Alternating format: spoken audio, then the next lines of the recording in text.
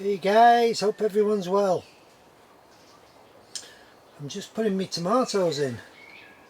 This is a variety I called Red Teardrop and I don't know what it is because it was a volunteer last year and the tomatoes were just beautiful, so tasty. So I'm hoping, I've saved seed again from last year and I'm hoping that it runs true this year.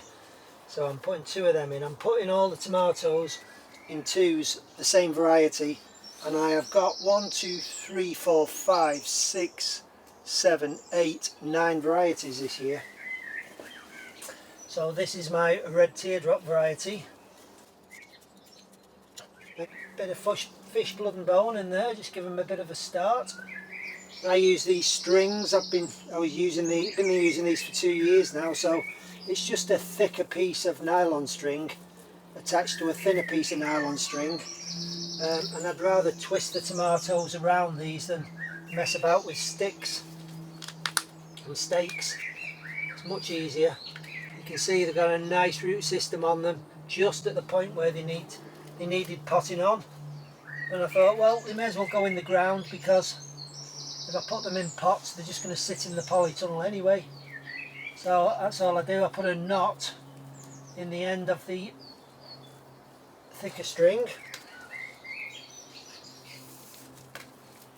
like so. So put a big knot there, and I use the thicker string because I found that if I just use the thin string under the plant, as the plant starts getting up and you're winding, it will literally just pull out the ground, and that does not move.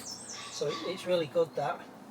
I'm leaving the strings down at the moment. I do not want to tempt fate, because if we do get a bout of the F word, you know which that is, I'm not going to say it because I don't want to tempt fate. So if we do get a spell of F coming in over the next week or so, then I can just put fleece over these. And I shall put my second one about there. I've just discovered that I've now got 2 toads in the polytunnel. Yeah, so this morning all this area was covered in this weed membrane. So I've evicted a lot of stuff outside, probably I think about 9 or 10 big pots with potatoes in. And I've evicted a lot of other stuff into the cold frame outside. I've planted the peppers in there. And as I roll this mat back, there's a big toad there. Huge toad, really fat. There's also another toad in the far corner as well, and he's even bigger. He's probably twice the size. Oh, he's here. He's here, guys. I've put him a little drink of water down here. He doesn't really bother with it, but can you see him there? Can you just see his head just sticking out the hole? He's backed himself into the ground there. Cute, isn't he? But he's a big lad. I don't know what the hell they're eating. I can only assume it's worms, really. But, yeah. But whatever they're eating, they're thriving on it anyway. And that is everyone in. We'll go through the varieties with you. These 2 here, San Marzano 2. These 2 here, Honeycomb F1. They are a beautiful little tomato, very much like Sun Gold. 2 on the end there, the Red Teardrops. Then we have Heinz 1350, which is meant to be the classic taste of Heinz tomato ketchup. We shall see. I have 2 more there called Pork Chop. These 2 are Roma. Then we have 2 called Rosella. I love those tomatoes, they are fantastic. Then we have the 2 classic Sun Golds. Right on the end here we have Honey Delight. Yes, the 2 on the end there are Honey Delight, and they rival probably Sun Gold in sweetness, but they actually have a taste of honey. They are a beautiful tomato, beautiful. I've got spares of all these toms. I've got room at the end for another pair, but I've used all my varieties up now. 1, 2, 3, 4, 5, 6, 7, 8, 9 varieties. I'm going to put 2 more tomatoes over there when I take the my pick up, and I think they're probably going to be Honey Delight because I just love them. They're a beautiful tomato. Well, probably coming up to 2 weeks ago now, I planted these tomato plants. They were a bit smaller than that. That's obviously since grown in the pot, but that's a comparison to the one that stayed in the pot and the one that's got in the ground. It's just done so well. And I took an idea off Hugh Richards on YouTube of initially planting the tomato, give it just a little drink to bed it in, and then don't touch it. So for 2 weeks these haven't had any water whatsoever. Look at the size of these side shoots here, because he said he wasn't going to do any side shoot pruning, nothing. He was just going to leave the plants to it, let them put as many leaves out as they could to aid in root development, and these plants are still standing on their own. And here we are, we're just over 30 days, about 33 days since I planted these tomatoes at the beginning of the video, and they have done really well. This particular one is called Rosella. It's one of my favourite tomatoes. This is the Sun Gold, and over there is the Honey Delight, I think. Honey Delight.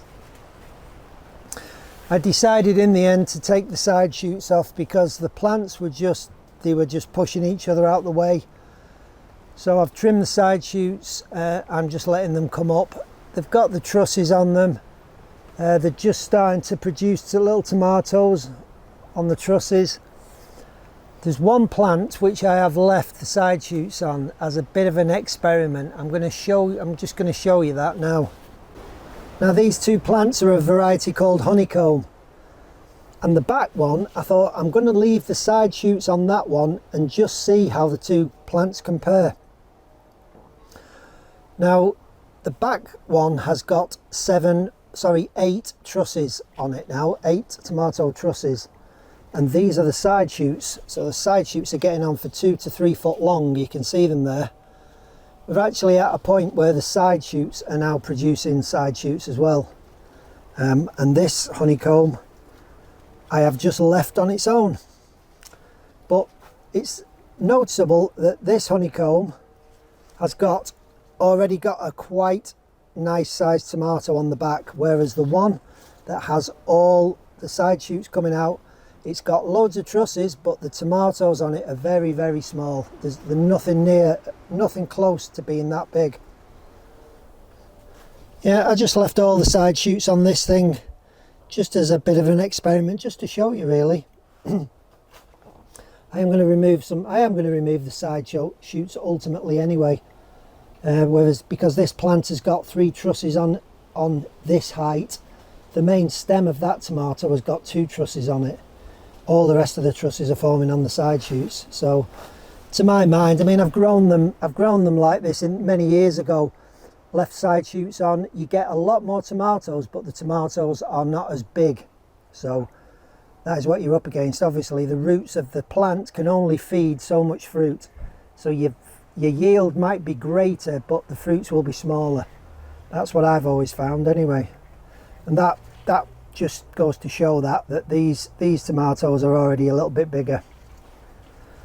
So yeah, I'm going to start taking these shoots off, guys. There's one there that's coming out now, the one right at the bottom,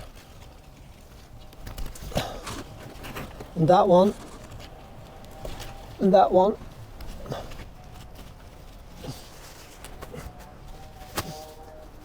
And you can see that side shoot is almost as big as the plant itself.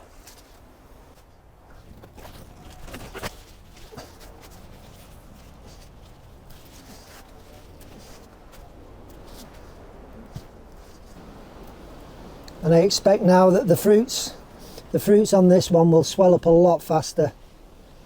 And that is the ultimate goal, I suppose. So there we go. Those are the side shoots from that tomato.